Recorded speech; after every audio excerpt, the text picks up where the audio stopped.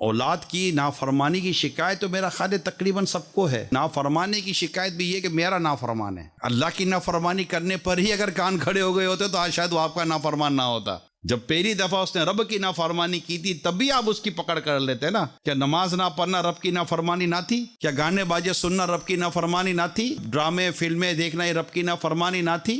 ये सब रब की नाफरमानी और ना जाने कितनी रब की नाफरमानियां थी। लेकिन उस रब की नाफरमानियों को देखकर हमें थोड़ी सी भी तशवीश नहीं हुई। लेकिन जैसे ही वो हमारा नाफरमान बना, मेरा बेटा नाफरमान है, मेरी बेटी नाफरमान है, नशे का आदी बना, मेरा बेटा हाथ से निकल गया। नमाजी नहीं बना था तब बेटा हाथ से नहीं निकला था। मादरत के साथ, वेरी सॉरी टू से, आपके कारोबार को झूठ बोलकर, धोखा देकर, फ्रॉड करके, उल्टी सीधी नाजायज चालाकियां बनाकर आपके कारोबार को बढ़ा रहा था, तब आपका बेटा हाथ से नहीं निकला था। लेकिन जब आपका बेटा शराब की तरफ चला गया तो आपका बेटा हाथ से निकल गया। आपका बेटा नशे में चला गया तो आपका बेटा हाथ से निकल गया।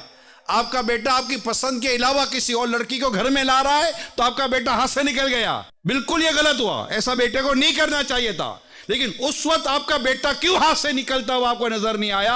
जब इसने नमाज जानबूझ के कजा की, जब इसने रोजा बिला इजाजत शरी कजा किया, जब इसने फिल्में देखी, ड्रामे देखे, उस वक्त आपको क्यों एहसास नहीं हुआ कि मेरा बेटा हाथ से निकल गया?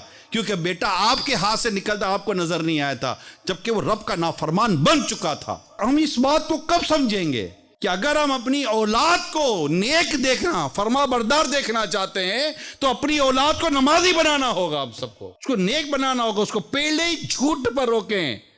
बेटा आप झूठ बोल रहे हैं, बेटा झूठ नहीं बोलना। उसको सच बोलने का आदी कब बनाएंगे? हम घर में फिल्में, ड्रामे, गाने बाजे सब देखें, ड्रामे देखें, तब ना मैं हाथ से गया, ना मेरी बीवी हाथ से गई, ना मेरा बच्चा हाथ से गया।